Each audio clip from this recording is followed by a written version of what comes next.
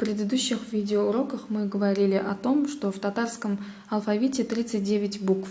Рассмотрим произношение букв А, Э и Б.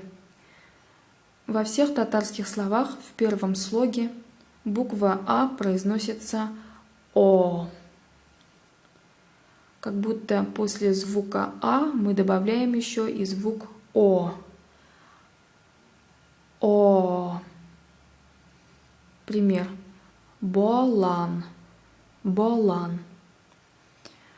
А в словах, заимствованных из русского языка, а также в татарских словах во втором и последующих слогах, эта самая буква произносится А. Китаб. Астра. Сравните. О. А.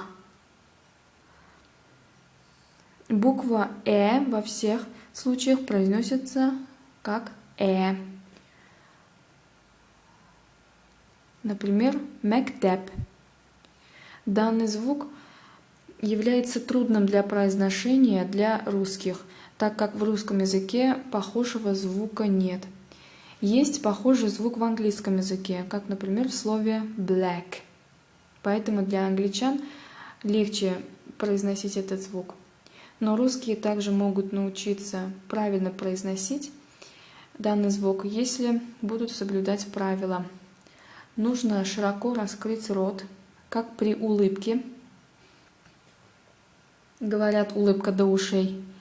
Опустить нижнюю челюсть, высунуть чуть-чуть вперед язык, расслабить его и произнести данный звук.